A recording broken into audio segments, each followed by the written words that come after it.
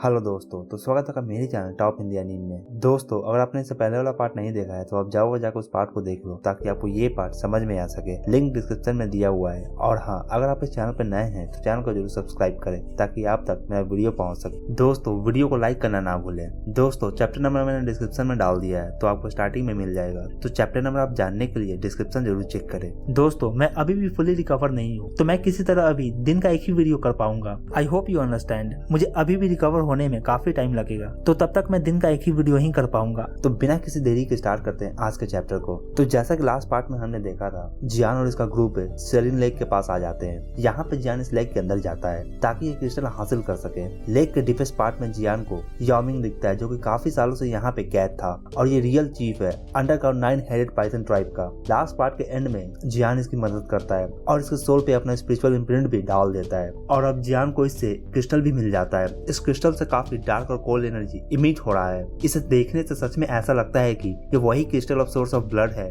जो जियान को चाहिए था। इस क्रिस्टल को देख जियान भी काफी कुछ दिख रहा है। अब जियान इस क्रिस्टल को देखकर अपने हाथों को स्क्वीज करता है और फिर इस क्रिस्टल को अपने रिंग में डाल देता है। अब जबकि जियान को क्रिस्टल मिल चुका है तो जियान याओमिंग की ओर देखता है और पूछता है, तो मैं तुम्हें कैसे सेव कर सकता हूँ? क्या मैं इन चेन्स को डिस्ट्रॉय कर दूं? ये सुनकर याओमिंग कहता है, ये चेन्स मुझे यहाँ पे बंदी बनाए हुए नहीं है, बल्कि यहाँ पे ये जो येलो इन स्प्रिंग रॉक है जिससे ये चेन्स अटैच्ड है, ये रियल प्रॉब्लम है। इसमें से इनलेस अमाउंट ऑफ डार्क और कोल्ड एनर्जी रिलीज होता है जो कि याओमिंग को यहाँ पे इतने सालों से जकड़े हुए है और इसका बॉडी को कंटिन्यूअस वीक करता जा रहा है। इन मेटल चेन्स और इस माउंटेन के बीच में एक तरह का स्विच है, अगर उसे डिस्ट्रॉय कर दिया जाए फिर याओमिंग को सेव किया जा सकता है। अब ये सुनकर जियान भी इन चेन्स को देखता है और देखने पे पता चलता है कि ये चेन्स काफी अंदर तक गए हुए हैं इस माउंटेन के, और इससे निकलने वाला डार्क और कोल्ड एनर्जी जियान को भी एक पल के लिए शॉक कर देता है। अब जियान इस माउंटेन की ओर देखते हुए अपने हाथों को जोर से बांधता है और काफी डाउके इसके फिस्ट में आकर गैदर होना स्टार्ट हो जाता है और फिर जियान अपने फिस्ट को माउंटेन पे कस कर दे मारता है और फिर एक बड़ा सा एक्सप्लोजन के बाद वाटर जोर से फ्लो करने लगता है, मगर इतने जोरदार पंच से भी कुछ नहीं होता। अगर जियान अपने बेस्ट फॉर्म में भी होता तो भी ये इस माउंटेन को डैमेज नहीं कर पाता। डैमेज कर पाता या नहीं ये भी कहना मुश्किल है। जियान के फेस पे इस तरह का लुक को देखकर याओमिंग काफी ज्यादा सरप्राइज होता है। अब जियान इन चेन्स को पकड़कर याओमिंग के हाथों को निकालने का ट्राई करता है, मगर जैसे ही जियान ऐसा करता है याओमिंग के हैंड्स फ्रीज होना स्टार्ट हो जाता है। इस तरह का सडन और क्विक रिएक्शन को देखकर जियान समझ जाता है कि ये करना अच्छा नहीं होगा, इससे कुछ नहीं होने वाला है। अब जियान 2 हेवनली फ्लेम्स को समन करता है और इसे एक नीडल के शेप में कन्वर्ट कर इस चेन्स में डाल देता है। इन मेटल चेन से होते हुए ये हेवनली फ्लेम्स इन माउंटेन के डीपेस्ट पार्ट में एंटर करते हैं और जाकर एक राउंड ऑब्जेक्ट से हिट करते हैं। फिर इसे फील कर जियान अपने हेवनली फ्लेम के टेम्परेचर को इंक्रीज करता है और ये राउंड शेप ऑब्जेक्ट क्रैक होना स्टार्ट हो जाते हैं। क्रैक के कारण एक तरह का पल्सेशन स्टार्ट हो जाता है और फिर ये बड़े से मेटल चेन्स टूट कर बिखर जाते हैं। ये देखकर अब तक याओमिंग, जो कि काफी डिसअपॉइंटेड फील कर रहा था जियान के एफर्ट से, अब ये सडनली काफी खुश हो जाता है। ऐसा लगता है कि जियान ने इसे आजाद कर दिया है। इधर जियान जब याओमिंग का सील को ब्रेक कर रहा था तभी सर्पेंटाइन पैलेस में इस सील के टूटने के कारण यहाँ पे हॉल में एक तरह का हलचल होना स्टार्ट हो जाता है और एक हंसी हॉल में गूंजने लगता है। इस हॉल में मैन इन ब्लैक थ्रोन पे बैठा हुआ है और जब ये इस हलचल को महसूस करता है फिर ये अपनी आंखों को खोलता है और फिर कहता है, क्या सील ब्रेक हो गया है? अब तुरंत ही एक ओल्ड मैन पूछता है, चीफ क्या हुआ? चीफ ये क्या चल रहा है? इस पे ये कहता है, याओमिंग पे लगा हुआ सील टूट गया है। ऐसा लगता है ये सुनकर इस एल्डर का एक्सप्रेशन ही चेंज हो गया हो। अब ये सोचता है कि ऐसा कैसे हो सकता है। अब ये पर्सन अपने थ्रोन से उठकर, जिसका नाम याओ सियाओटियान है, ये कहता है, एल्डर रिलैक्स, कुछ नहीं होगा। अगर वो फ्री हो भी जाता है तो भी वो काफी वीक होगा। इधर दूसरी ओर जियान याओमिंग के हर एक चेन्स को तोड़ चुका होता है और इसे फ्री कर देता है। जियान इससे कहता है, तुम अभी काफी वीक हो, तुम्हें अभी एक डाउजन लेवल का बंदा भी खत्म कर सकता है। अब ये सुनकर याओमिंग कहता है, यंग फ्रेंड, क्या मैं तुम्हारा नाम जान सकता हूँ? ये सुनकर जियान इसे अपना नाम बताता है। नाम सुनने के बाद ये जियान को कहता है, तुम मेरे सेवियर हो, एक बार मैं अपना बदला ले लूं, फिर मैं 9 हेडेड अंडरग्राउंड पाइथन ट्राइब का यूज कर तुम्हारे हर रिक्वेस्ट को पूरा करूंगा। जियान इसकी बातों को सुनकर स्माइल करता है। अब जियान कहता है, हमें यहाँ पे ज्यादा टाइम वेस्ट नहीं करना चाहिए। जब तुम अपना पावर रीगेन कर लोगे फिर हम याओ सियाओटियान को ढूंढेंगे। फिलहाल के लिए हमें यहाँ से जाना होगा। ये सुनकर ये भी अपना सर हिलाता है। ये दोनों काफी लाइटनिंग फास्ट स्पीड में सरफेस की ओर जाने लगते हैं। जियान काफी लंबे समय से यहाँ पे अंडरग्राउंड वाटर में है तो ये कुछ हीलिंग पिल्स निकाल कर खाता है, एक तरह का प्रिकॉशन के तौर पे। वापस जाते हुए इन्हें काफी स्नैक्स भी दिखते हैं, मगर याओमिंग के होने के कारण इन्हें ज्यादा प्रॉब्लम नहीं होता। याओमिंग किसी तरह का स्ट्रेंज साउंड को प्रोड्यूस कर रहा था वापस जाते हुए, जिससे ये स्नैक इनसे दूर भाग रहे थे। अब जबकि कोई भी ऑब्स्टेकल्स नहीं था इनके रास्ते में, फिर ये 10 मिनट के अंदर सरफेस तक पहुंच जाते हैं। अब जब जियान यहाँ वाटर के बाहर आ जाता है फिर क्वीन मेडुसा भी जियान और इसके साथ याओमिंग को देखकर काफी हैरान होती है, मगर जियान नोटिस करता है कि क्वीन मेडुसा के मुंह से ब्लड निकल रहा है और ये देखकर ये इससे कुछ पूछता नहीं बल्कि ये ऊपर की ओर देखता है और यहाँ पे ऊपर में याओ सियाओटियान फ्लाई कर रहा होता है। क्वीन मेडुसा कहती है ये पर्सन अचानक यहाँ पे आ गया और इसके कारण ही पॉइजन गर्ल, स्नेक गर्ल और मैं, हम तीनों इंजर हो गए। इधर यहाँ पे जियान को देखकर याओ सियाओटियान कहता है, लिटिल बास्टर्ड, तुम मेरे प्लान के साथ छेड़छाड़ कर रहे हो, इसका सजा तुम्हें जरूर मिलेगा। ये तीनों ब्यूटीफुल वुमेन तुम्हारी गलती का प्राइस चुकाएंगी, अब इन्हें मेरे साथ रहना होगा। ये सुनकर जियान यहाँ पे और भी काफी ज्यादा गुस्सा हो जाता है। इधर ये याओमिंग भी काफी गुस्सा हो चुका है इसे देखकर, क्योंकि इसे भी काफी सालों से इसके कारण से काफी कुछ सहना पड़ा है इस याओ सियाओटियान की वजह से। याओ सियाओटियान याओमिंग को देखकर कहता है, तो तुम अब तक जिंदा हो? जियान यहाँ पे इन दोनों की बातों को सुन रहा था। जियान अभी सेंट 1 स्टार पे है और ये याओ सियाओटियान भी सेंट 1 स्टार पे है, मगर ये जियान से थोड़ा स्ट्रॉन्ग है। जियान यहाँ पे याओमिंग से कहता है, तुम अभी उस कंडीशन में नहीं हो कि तुम फाइट कर सको, तो तुम्हें अपने पावर को पहले रिगेन करना चाहिए, फिलहाल के लिए इसे मुझ पे छोड़ दो। ये सुनकर याओमिंग कहता है, बी केयरफुल, ये सेंट 2 स्टार के हाफ तक चला गया है और इसने ट्राइब का हाई स्किल्स को भी प्रैक्टिस किया है, तो तुम केयरफुल रहना। इन सालों में याओ सियाओटियान ने भी अपने सब ऑर्डिनेट्स का नंबर भी काफी इंक्रीज किया है। अगर याओमिंग वापस भी आ जाए तो भी इसका कोई ऑर्डर नहीं मानने वाला है अचानक से। अब जियान 2 जेड बॉर्डर को निकालता है और फिर इसे क्वीन मेडुसा और याओमिंग की ओर थ्रो करता है। अब जियान याओ सियाओटियान की ओर देखकर कहता है, मैं जब से सेंट लेवल पे आया हूँ ये फर्स्ट टाइम होगा मेरे लिए एक सेंट क्लास के बंदे से फाइट करने का। ये सुनकर ये कहता है, रिलैक्स, ये सेरिन लेक काफी अच्छा जगह है तुम्हारे मरने के लिए, तुम्हें इस पर्सन से कांटेक्ट नहीं करना चाहिए था। अब याओ सियाओटियान काफी ज्यादा क्रीपी और काफी किलिंग ऑरा दे रहा होता है। अब जब ये अपने ऑरा को रिलीज करता है फिर ये पूरा केव ही सीक करने लगता है और फिर ये अपने ऑरा से एक तरह का पाल्म टेक्निक को रेडी करता है और इसे जियान की ओर सेंड करता है। इसे आता हुआ जियान अपनी ओर देखता है और फिर अपने हाथों को मूव करता है। हॉट फ्लेम सभी डायरेक्शन में फ्लो करना स्टार्ट कर देते हैं और फिर देखते ही देखते पूरा प्लेस सी ऑफ फायर में बदल जाता है। फ्लेम के टेम्परेचर के कारण इसका पाल्म टेक्निक से व्हाइट मिस्ट निकलना स्टार्ट हो जाता है। हेवनली फ्लेम को देखकर याओ सियाओटियान भी काफी ज्यादा सरप्राइज होता है। हेवनली फ्लेम को देखकर ये तुरंत ही अपने हैंड सील को चेंज कर दूसरे टेक्निक को लॉन्च करता है, फिंगर ऑफ सेरिन लेक। काफी एनर्जी आकर गैदर होना स्टार्ट हो जाता है और ये फिंगर से काफी ज्यादा डिस्ट्रक्टिव फोर्स भी रिलीज होना स्टार्ट हो जाता है। काफी बड़ा सा फिंगर बनकर रेडी हो जाता है। यहाँ पे इस टेक्निक के साथ अब याओ सियाओटियान काफी जोर जोर से हंसने लगता है। अब ये इस फिंगर को जियान की ओर सेंड करता है। जब ये फिंगर मूव करता है फिर इसे निकलने वाले फोर्स काफी ज्यादा डिस्ट्रक्टिव होते हैं। ये जियान को काफी सप्रेस करना स्टार्ट कर देते हैं। यहाँ पे आसपास सीलिंग भी कोलैप्स करना स्टार्ट कर देता है। ये एक तरह का टियान क्लास का डाउकी टेक्निक है। ये देखकर जियान कहता है, इतना ज्यादा एरोगेंट मत बनो इस टेक्निक के साथ। अब जियान आगे बढ़ता है और अपने राइट हैंड को आगे करता है। फिर ब्लैक लाइट गैदर होना स्टार्ट हो जाता है और फिर कुछ मिनट में ब्लैक स्पीयर में ट्रांसफॉर्म हो जाता है। एक सेंट क्लास पे जाने के बाद जियान फर्स्ट टाइम इस great heavenly palm of creation का यूज करने वाला है। इस टेक्निक का पावर और ऑरा पहले से काफी ज्यादा स्काई रॉकेटिंग स्पीड से इंक्रीज कर गया है, पहले से करीबन 100 टाइम स्ट्रॉन्गर। अब इस ब्लैक स्पीयर में सक्शन फोर्स भी काफी ज्यादा है। इस केव के वॉल्स टूटकर इसके अंदर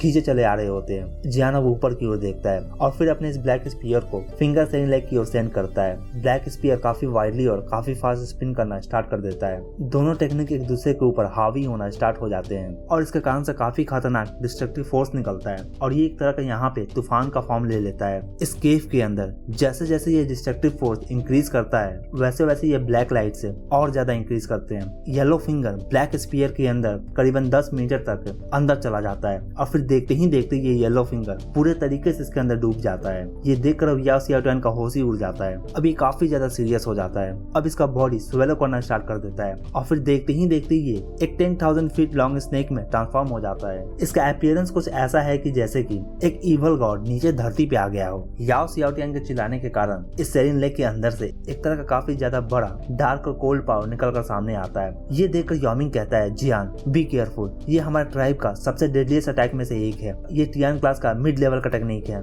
इधर इस टेक्निक को परफॉर्म करते हुए याओ सियाओटियान काफी जोर से हंस रहा होता है। अब ये अपने टेल को जोर से हिलाता है और फिर ब्लैक जायंट सील बनकर रेडी हो जाता है और ये जियान की ओर शूट करता है इसे। इस सील से काफी ज्यादा डार्क और कोल्ड फोर्स को फील किया जा सकता है। देखते ही देखते ये जियान के सर के ऊपर आ जाता है। अब ये सील जियान को सप्रेस करते हुए इसे लेक के अंदर ले जाने लगता है। ब्लैक जायंट सील लेक के सरफेस के ऊपर आकर रुक जाता है और फिर लेक के अंदर से काफी बड़े बड़े वाटर के पिलर्स निकलकर सामने आते हैं। सरफेस पे सर्कुलर रिपल्स भी बनना स्टार्ट हो जाता है। कोई भी ऑब्जेक्ट इस एवस के अंदर अगर होगा तो तुरंत ही वो फ्लैटन हो जाएगा, इतना ज्यादा फोर्स है इसके अंदर। ये देखकर याओ सियाओटियान काफी ज्यादा जोर से हंसने लगता है। सेरिन लेक के अंदर डार्क और कोल्ड एनर्जी को यूज कर याओ सियाओटियान अपने एनिमी के बॉडी के डॉगी को भी फ्रीज कर सकता है इस टेक्निक से। इधर कुछ देर तक कंटिन्यूस केव के अंदर याओ सियाओटियान का हंसी गूंज रहा होता है, मगर तभी यहाँ पे एक जायंट सील सेरिन लेक के ऊपर प्रेस होना स्टार्ट हो जाता है सील के अपोजिट फोर्स में और इस कारण से ये ब्लैक सील ऊपर की ओर थ्रो बैक होता है और फिर बूम, गोल्डन लाइट यहाँ पे फ्लैश होता है। ऐसा लगता है कि यहाँ पे डार्क केव में सन निकल गया हो। इस गोल्डन हैंड में 4 colour of fairy lotus spin कर रहा होता है और ये फेरी लोटस सीधा आकर याओ सियाओटन के स्नेक फॉर्म में इसके सर पे आकर हिट करता है और फिर बूम, फेरी लोटस कांटेक्ट में आते ही एक्सप्लोड कर जाता है। इससे निकलने वाले डिस्ट्रक्टिव फोर्स याओ सियाओटन के बॉडी को धड़ाम से पीछे की ओर फेंकते हैं। मगर जियान यहाँ पे भी नहीं रुकता, ये अपने गोल्डन जायंट के फॉर्म में आगे बढ़ता है और फिर इस ह्यूज स्नेक के बॉडी के ऊपर चढ़कर अपने पैरों से इसे कुचलना स्टार्ट कर देता है। हेवनली फ्लेम्स के पावर के साथ और साथ ही जियान का ये गोल्डन जायंट का अटैक दोनों से ही याओ सियाओटन को काफी ज्यादा डैमेज पहुंचता है और ये जोर से चिल्लाता है। अब याओ सियाओटन कहता है, बास्टर्ड, तुम मेरे ही ट्राइब में मेरे साथ इस तरह का बिहेव कर रहे हो, और फिर कसकर चिल्लाता है, गार्डियन ऑफ सेरिन लेक, आओ और आकर इसे पकड़ लो। इधर जियान इसके सर को पकड़कर जोर से जमीन पे दे मारने वाला था। इतने में ही यहाँ पे काफी सारे पावरफुल विंड से ब्लो करना स्टार्ट कर देते हैं। जियान इसके सर को छोड़कर कंटिन्यू अपने पैरों से इसके बॉडी पे अटैक करता रहता है। जियान के पैरों में हेवनली फ्लेम्स इसके बॉडी को कंटिन्यू हिट कर रहे होते हैं। जब जियान यहाँ पे अपने ऊपर की ओर देखता है, फिर यहाँ पे काफी सारे 900 अंडरग्राउंड पाइथन के एक्सपर्ट्स आ चुके होते हैं। जब ये देखते हैं कि एक पर्सन इनके ट्राइब में घुस आया है और साथ ही इनके ट्राइब लीडर को बुरी तरीके से पीट रहा है, फिर ये भी काफी फ्यूरियस होते हैं। इनके बीच में एक ओल्ड मैन है जिसके शोल्डर पे ब्राइट रेड पॉइजनस स्नेक बना हुआ है और ये फर्स्ट एल्डर है। ये जियान को घूर रहा होता है। इसने भी नहीं सोचा था कि इसके लीडर का इस तरह का हालत होगा जो कि इतना ज्यादा पावरफुल है। अब एक दूसरा ओल्ड मैन जो कि काफी काम था, ये कहता है, लिसन, गार्डियन ऑफ सेरेन लेक, इस पर्सन को पकड़ लो, ये यहाँ से बच कर जाना नहीं चाहिए, फिर चाहिए कोई भी क्यों ना हो। ये सुनकर काफी एक्सपर्ट जियान की ओर फ्लाई करना स्टार्ट कर देते हैं और फिर इसकी ओर आगे बढ़ते हैं। 900 अंडरग्राउंड पाइथन ट्राइब का भी फाउंडेशन काफी सॉलिड है। इनके बीच काफी सारे पावरफुल एक्सपर्ट्स हैं। अब जियान इन्हें देखता है, फिर इसे भी लगता है कि हेवनली पैलेस की लाइट भी इनका सामना नहीं कर सकेंगे। इधर जियान कुछ सोच रहा था, तभी याओ सियाओटन जियान के पैरों से निकलकर दूर चला जाता है और ऊपर में फ्लाई करता है और फिर कहता है, सभी एल्डर्स एक ग्रेट फॉर्मेशन क्रिएट करो और इस बच्चे को मार दो। काफी लोग याओ सियाओटन की बातों को सुनकर चौंक जाते हैं, मगर फिर तुरंत ही सभी रेस्पेक्टफुली इसकी बातों को मानना स्टार्ट करते हैं। अब ये सभी एल्डर एक तरह का फॉर्मेशन क्रिएट करते हैं जिस फॉर्मेशन के अंदर जियान फंस जाता है। अब सिचुएशन जियान के लिए भी काफी डेंजरस हो गया है। जियान पावरफुल तो है, मगर फिर भी ये अकेले इतने सारे लोगों से फाइट नहीं कर सकेगा, खास करके अब जबकि जियान के सामने 2 सेंट लेवल के बंदे हैं। मगर थोड़ी देर बाद ही यहाँ पे याओ सियाओटन सभी से कहता है, एल्डर से बाकी सभी एक्सपर्ट्स हैं, आप सभी यहाँ से चले जाओ, मैं इसे देख लेता हूँ। ये सुनकर अब दूसरे भी एक दूसरे को देखने लगते हैं, मगर ये भी अपने लीडर को कहाँ मना कर सकते हैं। इधर जियान यहाँ पे कहता है, तो क्या तुम यहाँ पे मुझसे पर्सनली डील करना चाहते हो ताकि किसी को भी यहाँ पे पता न चल सके कि यहाँ पे क्या चल रहा है। इतने में यहाँ पे याओमिंग भी एयर में राइज करने लगता है और इसके बॉडी से अब काफी पावरफुल ऑरा भी रिलीज होता है। यहाँ पे याओमिंग को देखकर 900 अंडरग्राउंड पाइथन के लोग भी काफी ज्यादा स्टंट होते हैं, मानो जैसे कि इनके सामने भूत ही आ गया हो। इसे देखकर ये कहते हैं, चीफ ऑफ द याओमिंग ट्राइब, ये कैसे हो सकता है, आप तो मर गए थे ना। अब सभी बातें करना स्टार्ट कर देते हैं, ये तो याओ सियाओटन का भाई है, मगर चीफ ने कहा था कि ये तो मर चुके हैं, तो ये अचानक यहाँ पे कैसे अपीयर हो सकते हैं। अब इस तरह का बात को सुनकर याओ सियाओटन का एक्सप्रेशन चेंज हो जाता है। अब ये बौखला कर कहता है, ये पर्सन एक फ्रॉड है, ये रियल याओमिंग नहीं हो सकता है, तुम सब फॉर्मेशन को एक्टिवेट कर इसे खत्म क्यों नहीं कर देते। ये सुनकर याओमिंग कहता है, तो तुम मुझे फिर से साइलेंस करना चाहते हो। पहले मुझे Elder Ming, Elder Liu, Elder सियान, ये पहले मुझे काफी अच्छे से जानते थे, अब तुम तीनों भी ये मत कहना कि तुम मुझे अभी भी नहीं पहचान रहे हो। ये सुनकर ये तीनों कहते हैं, हम इनके ऑरा को पहचानते हैं, ये याओमिंग ही है। याओमिंग यहाँ पे बताता है कि ये कोई मिसअंडरस्टैंडिंग नहीं है, मेरे भाई ने मुझे पहले मारने के लिए मुझे पॉइजन दिया था और फर्स्ट एल्डर के साथ मिलकर मुझे रास्ते से हटा दिया ताकि ये खुद ही चीफ बन सके और मुझे यहाँ इस सेरिन लेक के डीपेस्ट पार्ट में कैद कर दिया था।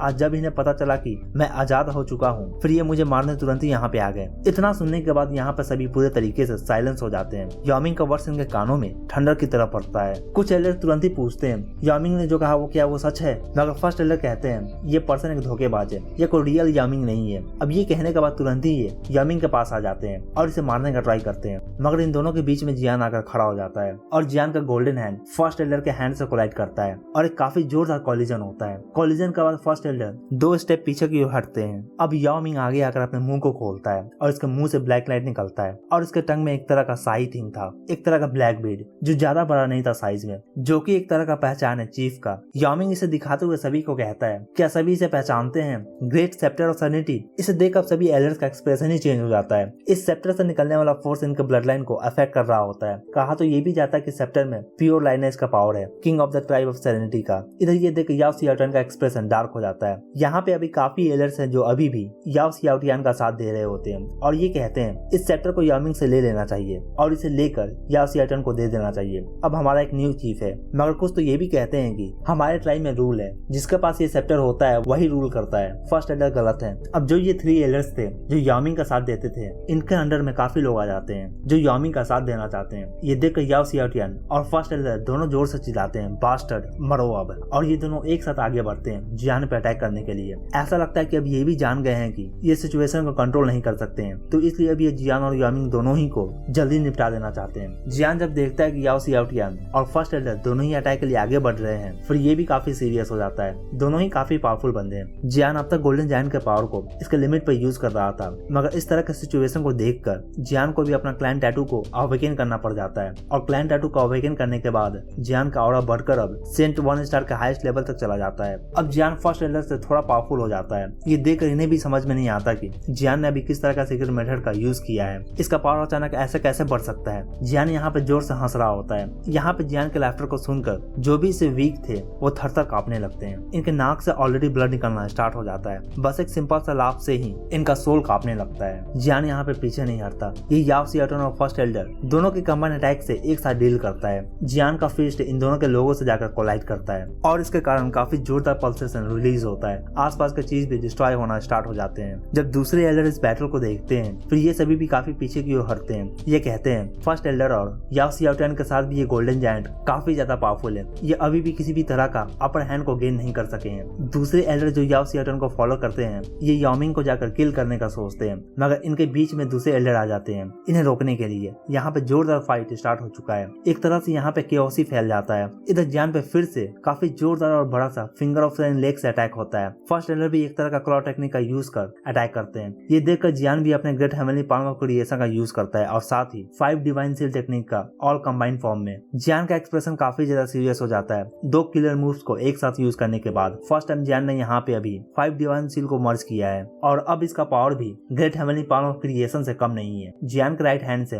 Great palm of creation technique create होता है और लेफ्ट हैंड से 5 डिवाइन सील। ये दोनों टेक्निक आगे जाकर एनिमी के अटैक से कोलाइड करते हैं। पूरा एरिया ही साइलेंट हो जाता है। जब ये पावरफुल टेक्निक एक दूसरे से कोलाइड करते हैं तो फिर एक जोरदार एक्सप्लोजन होता है। फर्स्ट एल्डर और याओ सियाओटियन दोनों ही पीछे की ओर हटते हैं। इन्हें अभी भी समझ में नहीं आ रहा होता है कि इनके साथ चल क्या रहा है। जियान इन दोनों को अकेले ही हैंडल कर सकता है। इन्होंने कभी भी नहीं सोचा होगा कि जियान इन दोनों को अकेले ही हैंडल कर सकेगा। ये सोचते हैं कि याओमिंग को इस तरह का असिस्टेंट कहाँ से मिल गया। याओ सियाओटियन एक बात तो समझ जाता है कि आज ये इस मैटर को इजीली शांत नहीं कर सकता है। जब याओ सियाओटियन देखता है कि दूसरे एल्डर याओमिंग को कैप्चर नहीं करने दे रहे हैं फिर ये भी काफी ज्यादा गुस्सा हो जाता है। इस सीन को देखकर फर्स्ट एल्डर कहते हैं मैं इस बच्चे को रोकता हूँ, तुम जाकर किसी तरह से याओमिंग को खत्म कर दो। मगर इतने में ही याओमिंग सामने आता है और जब ये आता है फिर इसके बॉडी से ऑरा को फील कर सभी का हालत काफी ज्यादा खराब हो जाता है। सेंट 2 स्टार। याओ सियाओटियन और फर्स्ट एल्डर दोनों का एक्सप्रेशन ही चेंज हो जाता है। इन दोनों में से किसी को भी नहीं लगा था कि याओमिंग इतना ज्यादा पावरफुल हो गया होगा इतने सालों में। अब याओमिंग कहता है ब्रदर जियान मैं तुम्हारे मर्सी को याद रखूंगा,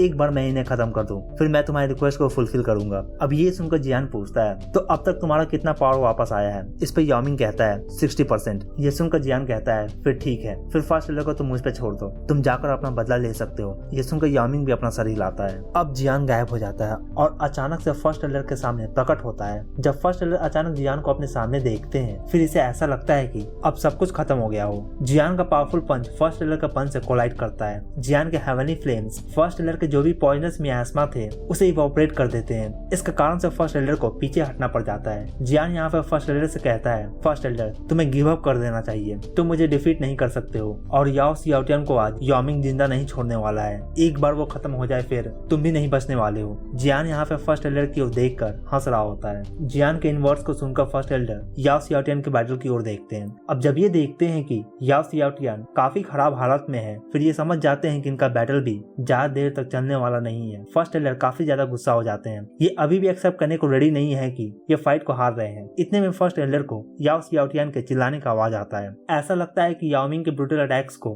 अब याओ सियाओटियन ज्यादा देर तक और झेलने वाला नहीं है। याओ सियाओटियन के चिल्लाने की आवाज को सुनकर फर्स्ट एल्डर का दिल जोर से धड़कने लगता है। इधर याओमिंग याओ सियाओटियन के बॉडी पे चढ़कर जोरों से इसे काफी बुरे तरीके से पीट रहा होता है। याओ सियाओटियन के मुंह से काफी ब्लड भी निकल रहा था। दूसरे एक्सपर्ट्स इस सीन को देखकर काफी स्पीचलेस हो जाते हैं। इनका मुंह खुला का खुला ही रह जाता है। इस फाइट के दौरान याओमिंग एक बात तो दिखा दिया कि जब कोई भी बिना होल्ड बैक किए हुए फाइट करता है फिर क्या हो सकता है। और जिस तरह से याओमिंग पीट रहा था इससे साफ जाहिर है कि ये कितना ज्यादा अपने भाई से नफरत करता है। यहाँ तक कि जियान भी जब इस बैटल को देखता है तो ये भी काफी स्पीचलेस हो जाता है। याओ सियाओटियन के इंटरनल ऑर्गन्स भी डैमेज हो चुके हैं। इसके ब्लड में याओमिंग डूबा हुआ है। याओ सियाओटियन कंटिन्यू चिल्ला रहा होता है बिग ब्रदर मुझे छोड़ दो, मुझे जाने दो, मुझे मत मारो। उस वक्त मैं फर्स्ट एलर के बहकावे में आ गया था, मैं वैसा नहीं करना चाहता था, मुझे छोड़ दो। मगर ये जितना भी क्यों ना चिल्ला ले, याओ मिंग रुकने का नाम ही नहीं लेता। याओ सियाओटियान एक बात तो समझ चुका है कि याओ मिंग अब रुकने वाला नहीं है। अब ये अपने बॉडी में डाओकी को सर्कुलेट करना स्टार्ट कर देता है। अब ये फील करके डाओकी सर्कुलेट हो रहा है, याओ मिंग समझ जाता है कि ये अपने बॉडी को सेल्फ डिस्ट्रक्ट करना चाहता है। याओ मिंग काफी ज्यादा गुस्सा हो जाता है। याओ मिंग के हाथ एक शार्प ब्लेड में बदल जाते हैं और ये अपने हाथों से याओ सियाओटियान के गले को काट देता है। याओ मिंग के हाथ में इसके भाई का सर था।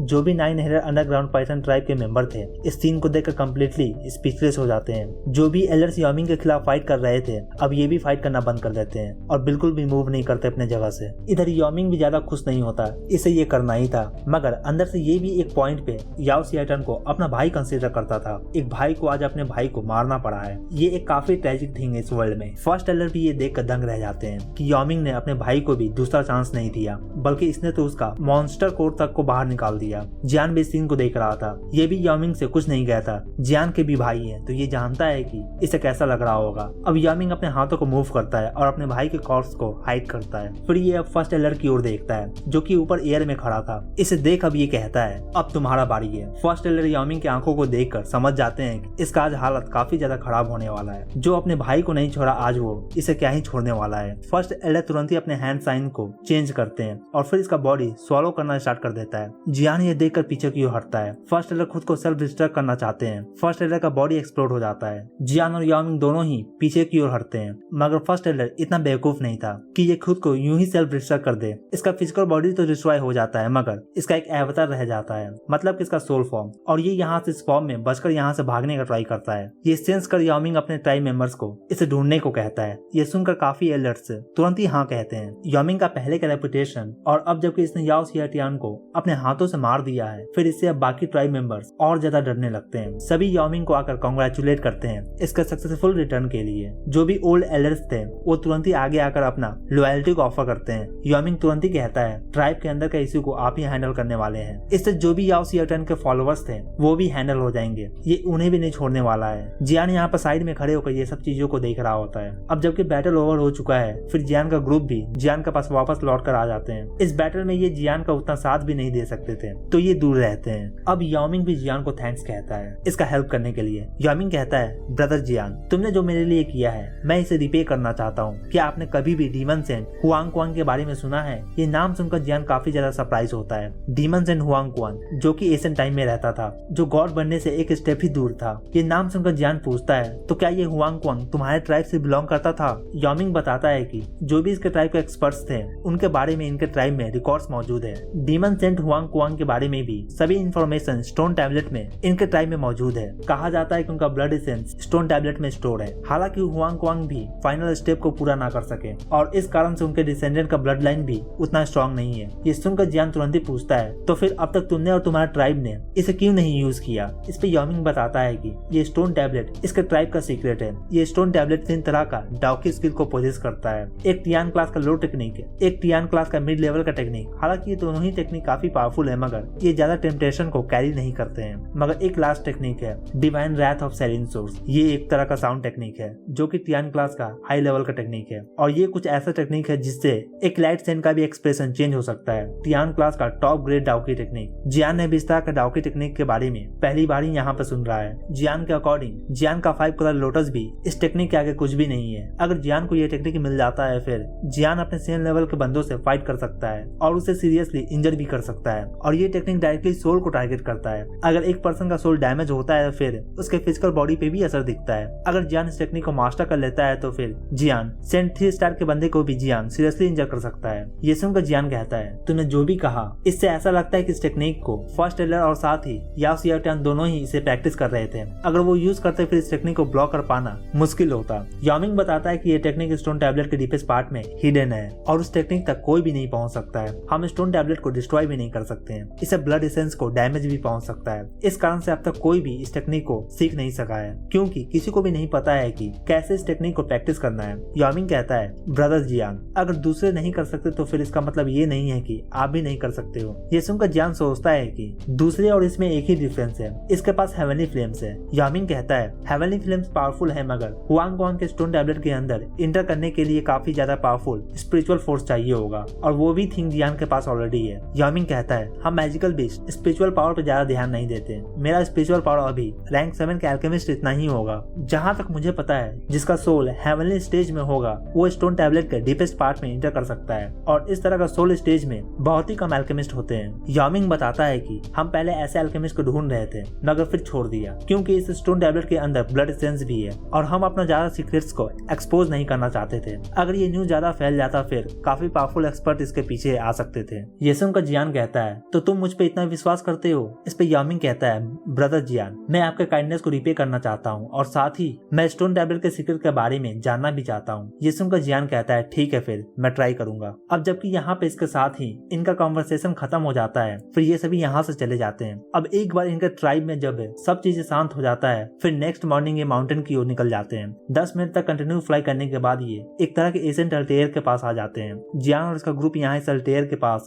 आकर लैंड करते हैं। जियान यहाँ पे इस ह्यूज स्टोन टैबलेट को स्टडी करता है। इसमें काफी सिंबल इंग्रेव थे, एक काफी बड़ा हैंड प्रिंट इस स्टोन टैबलेट में ग्रेव था, काफी मिस्टीरियस इंफॉर्मेशन इस हैंड प्रिंट के अंदर कार्व्ड था। यही स्टोन टैबलेट है जिसके अंदर हुआंग कुआंग का डाओके स्किल छुपा हुआ है। जियान यहाँ पे स्टोन टैबलेट की ओर आगे बढ़ता है। जियान कुछ स्टोन टैबलेट से काफी ज्यादा प्रेशर फील होता है। यामिंग बताता है कि पहले जब ये इस स्टोन टैबलेट से ट्रेनिंग मेथड लेने का ट्राई कर रहा था और जब इसने अपने स्पिरिचुअल पावर से इस स्टोन टैबलेट को पेनिट्रेट करने का ट्राई किया था तब उस वक्त ये काफी ज्यादा सीरियसली इंजर हो गया था। करीबन 6 महीने लगे थे इसे रिकवर करने में। स्टोन टैबलेट में काफी ज्यादा स्पिरिचुअल पावर है और एक तरह का मिस्टीरियस प्रेशर भी इसके अंदर मौजूद है। ऐसा लगता है कि हुआंग कुआंग का सोल उस वक्त काफी ज्यादा स्ट्रॉन्ग रहा होगा। जियान वैसे भी जानता है कि जो पर्सन गॉड लेवल पे पहुंचने वाला था वो इतना ज्यादा सिंपल तो नहीं होने वाला है। जियान स्टोन टैबलेट के पास जाकर बैठ जाता है और फिर स्टार्ट करता है। जियान के पीछे एक इल्यूजनरी फिगर अपीयर होता है। ये इल्यूजनरी फिगर स्टोन टैबलेट के पास जाता है। इधर ये याओमिंग ये देखकर जियान के स्किल्स को प्रेज करता है। सोल ट्रेनिंग आज के समय में कोई भी फॉलो नहीं करता मगर ये काफी फंडामेंटल होता है एक कल्टिवेटर के लिए और ये काफी फंडामेंटल भी है। जियान का ये इल्यूजनरी फिगर स्टोन टैबलेट के सामने काफी लंबे समय तक खड़ा होता है और इस स्टोन टैबलेट को स्टडी करता है। स्टोन टैबलेट का सरफेस एक तरह का सर्कुलर पल्सेशन दे रहा होता है। जब जियान का इल्यूजनरी फिगर इसे टच करता है फिर एक स्ट्रेंज वे में ये गायब हो जाता है, जैसे कि ये स्टोन टैबलेट इसे निगल ही गया हो। थंडरस्टॉर्म गैदर होना स्टार्ट हो जाता है, एक तरह का लाउड साउंड निकलता है और फिर पूरा जगह ही शेक करना स्टार्ट कर देता है। जियान का बॉडी भी एयर में फ्लोट करना शुरू हो जाता है। जियान के आंखों में सरप्राइज देखा जा सकता है। हुआंग कुआंग अपने रेपुटेशन को बनाए हुए है। यहाँ पे ऐसा लगता है कि स्टोन टैबलेट के अंदर एक तरह का डायमेंशन है। जियान यहाँ पे स्पेस को ग्रैब करने का ट्राई करता है और इसे ओपन करने का। ऊपर स्काई में इसका काम काफी जोर से थंडरिंग स्टार्ट हो जाता है मगर जियान के बॉडी के अराउंड एक तरह का प्रोटेक्टिव बैरियर बना होता है जो इसे इंजर होने से बचाता है। लाइटनिंग जियान को जरा सा भी नुकसान नहीं पहुंचा पाता। जब लाइटनिंग रुक जाता है फिर येलो क्लाउड स्काई में अपीयर होना स्टार्ट हो जाता है। फिर काफी पावरफुल स्टॉर्म का भी स्काई में जन्म होता है। जियान ऊपर की ओर अपना सर करता है और देखता है तो फिर स्काई में से फिंगर ऑफ सेरेन वेल टेक्निक बन रहा होता है। जियान का स्पिरिचुअल पावर इस फिंगर से जाकर कोलाइड करता है। किसी भी तरह का एक्सप्लोजन नहीं होता बल्कि दोनों फोर्स एक दूसरे को कैंसिल कर देते हैं। इस अटैक के बाद स्काई में से हैंड निकलकर सामने आता है और ये हैंड जियान को ग्रैब करना चाहता है। इस हैंड की ओर एक पावरफुल स्पिरिचुअल फोर्स आगे बढ़ता है। जियान यहाँ पे कहता है डिमोनिक सेंट हुआंग कुआंग, सो योरसेल्फ, तुम मुझे इस तरह से डिफीट नहीं कर सकते हो। जियान एयर में वापस राइज करता है और ये ह्यूज हैंड भी डिस्ट्रॉय हो जाता है। जियान के जोर से चिल्लाने के बाद ऊपर स्काई में थंडर स्टॉर्म जोरों से बढ़ने लगता है। स्काई में एक तरह का काफी बड़ा सा थ्रोन निकलकर सामने आता है और इसके ऊपर एक येलो कलर का कपड़ा होता है और इसमें से काफी ज्यादा ऑरा भी रिलीज होता है। इसमें से एक आवाज निकलकर सामने आता है, यंग मैन, ये वो जगह नहीं है जहाँ पे तुम आ सकते हो, तुम्हें यहाँ से चले जाना चाहिए। जियान यहाँ पे इस थ्रोन के ऊपर इस पर्सन को देखकर कहता है, तुम इस वर्ल्ड के टॉप एक्सपर्ट हो गए मगर अब तुम सिर्फ एक सोल बनकर रह गए हो और अब तुम कुछ भी नहीं कर सकते हो। जियान की बातों को सुनकर जो भी थ्रोन पे बैठा हुआ था ये काफी ज्यादा गुस्सा हो जाता है और फिर इसका स्पिरिचुअल पावर काफी ज्यादा इंक्रीज कर जाता है और फिर ये स्पिरिचुअल पावर जियान की ओर ब्लेड की तरह आगे बढ़ता है। इस अटैक को देखकर जियान स्माइल करता है और फिर आगे बढ़ता है और अपने हाथों को मूव करता है और इन अटैक्स को ब्लॉक करता है। जियान यहाँ पे कहता है, मैं चला जाता अगर तुम मुझे सेरेनिटी सोर्स डिवाइन रैथ दे दोगे तो फिर। इस पे ये सेन कहता है, अगर ये चाहिए तो तुम्हें इसके लिए मुझे डिफीट करना होगा। तुम्हारा सोल हेवनली स्टेज के अभी परफेक्ट स्टेज में भी नहीं आया है और मेरा सोल अब डिवाइन स्टेज में चला गया है। तुम्हें लगता है कि तुम मुझसे फाइट बैक भी कर सकते हो? ये सुनकर जियान एक पल के लिए काफी ज्यादा सरप्राइज हो जाता है। अब तक जियान ने भी नहीं सुना है कि कोई भी डिवाइन स्टेज में इंटर किया हो, मगर अगर ये रियल होते और अभी जिंदा होते तो फिर बात ही कुछ अलग होता। मगर अब सिर्फ और सिर्फ इनका अब एक सोल का हिस्सा ही रह गया है। जियान पीछे नहीं हटता बल्कि आगे बढ़ता है और एक जायंट में ट्रांसफॉर्म हो जाता है। अपने मुक्के को जोर से बांधता है और आगे थ्रो करता है। ये देखकर demon Saint Huang Kuang ground पे अपने स्पिरिचुअल पावर को प्रेस करते हैं और फिर ग्राउंड से काफी सारे हाथ निकलकर जायंट की बॉडी की ओर आगे बढ़ते हैं। जियान अपने ओपोनेंट को अंडर एस्टिमेट नहीं कर सकता है। जियान अपने स्पिरिचुअल पावर को एकत्रित करता है और आगे बढ़ता है। ये सभी हैंड जियान डिस्ट्रॉय कर देता है। डीमंस एंड हुआंग क्वांग भी काफी सरप्राइज होते हैं ये देखकर कि जियान के पास हेवनली फ्लेम्स भी है। ये तुरंत अपने हैंड सेल को चेंज कर अटैक को लॉन्च करते हैं। सेरिन सोर्स से डिवाइन रैथ। इस टेक्निक को फील कर जियान का एक्सप्रेशन काफी ज्यादा सीरियस हो जाता है। जियान एयर में वाइब्रेशन को फील कर सकता है। सोल के साथ फाइट करना काफी ज्यादा रिस्की होता है। यहाँ पे जियान को काफी ज्यादा केयरफुल रहना होगा। अगर सोल डिस्ट्रॉय हो जाता है तो फिर उस पर्सन का मौत भी हो जाता है तुरंत ही। पूरा एरिया ही शेक करना स्टार्ट कर देता है। ये फीलिंग जियान को वीक होने का एहसास दिलाता है। जियान यहाँ पे लंबी सांसें लेता है। इस साउंड वेव से डीमंस एंड हुआंग क्वांग का बॉडी भी बनता है। इस बॉडी के मुंह से जो साउंड वेव निकलता है वो एक ड्रैगन का फॉर्म लेकर आगे बढ़ता है और आकाश को चीरता हुआ आगे बढ़ता है। जियान यहाँ पे देखता है कि ये अटैक कितना ज्यादा फास्ट है और कितना ज्यादा ये तबाही ला रहा है अपने साथ। आसपास की चीजें सभी डिस्ट्रॉय हो रहे होते हैं इस टेक्निक से। जियान अभी भी अपने जायंट बॉडी में है। जब ये साउंड आकर जियान को हिट करता है फिर जियान का जायंट बॉडी कोलैप्स करना स्टार्ट कर देता है। काफी सारे छोटे छोटे एक्सप्लोजन जियान के बॉडी के अराउंड होना स्टार्ट हो जाते हैं और बॉडी कंटिन्यू श्रिंक होना स्टार्ट हो जाता है। यहाँ पे साउंड वेव के जाने के बाद सिर्फ और सिर्फ माउंटेन ही रह जाते हैं। एक पल के लिए सब कुछ शांत हो जाता है। इस अटैक से जियान का पावर काफी ज्यादा खत्म हो जाता है। इसे ब्लॉक करने ही में जियान यहाँ पे सोचता है कि अगर इस तरह का डिस्ट्रक्शन क्रिएट हो सकता है सिर्फ एक सोल के पीस से, तो फिर अगर real demons and Huang Kwang होते तो फिर क्या होता। यहाँ पे स्पेस में फिल्म आना स्टार्ट हो जाता है। अचानक से फ्लेम को आता हुआ देखकर सेंट हुआंग क्वांग भी काफी सरप्राइज होते हैं। जियान हेवनली फ्लेम से गार्डेड था, नहीं तो ये भी नहीं बच पाता इस अटैक से। मगर इसके बावजूद भी जियान को काफी ज्यादा डैमेज पहुंचता है इस अटैक से। अब डीमंस एंड हुआंग क्वांग कहते हैं तुम पहले हो जो मेरे इस टेक्निक से सर्वाइव कर सका है। ऐसा लगता है कि वो दिन अब आ ही चुका है। जियान ये सुनकर कहता है एल्डर, मैं यहाँ पर सिर्फ और सिर्फ इस टेक्निक को सीखने के लिए आया हूँ। इसके अलावा मेरा कोई और इंटेंशन नहीं है। डीमंस एंड हुआंग क्वांग कहते हैं अब जबकि तुम इस टेक्निक के लिए यहाँ पे आए हो तो फिर मैं तुम्हें ये टेक्निक देता हूँ। अब ये अपने फिंगर को स्नैप करते हैं और फिर स्पिरिचुअल पल्सेशन राइज होता है। जियान इस स्पिरिचुअल पल्सेशन को फील करता है। जियान इस पल्सेशन पर अपने हाथों को रखता है और फिर इसे इंफॉर्मेशन निकलकर जियान का माइंड में ट्रांसमिट होता है। जियान अपने आंखों को बंद कर इस इंफॉर्मेशन को एब्जॉर्ब करता है और फिर थोड़ी देर बाद अपने आंखों को खोलता है। जियान को ना सिर्फ divine fury of serene source मिला है बल्कि इसके साथ ही फिंगर ऑफ सेरिन वेल और पाल्म ऑफ सेरिन वेल ये दोनों भी मिलते हैं। Jian demons and Huang Kwang को थैंक्स कहता है। अब डीमंस एंड हुआंग क्वांग कहते हैं मेरा मिशन कंप्लीट हुआ। मैं इस टेक्निक को पास करना चाहता था और मैंने ये किया। तुम्हारा स्पिरिचुअल पावर भी काफी अच्छा है और इसे प्रैक्टिस करने के लिए जितना चाहिए उतना तुम्हारे पास है।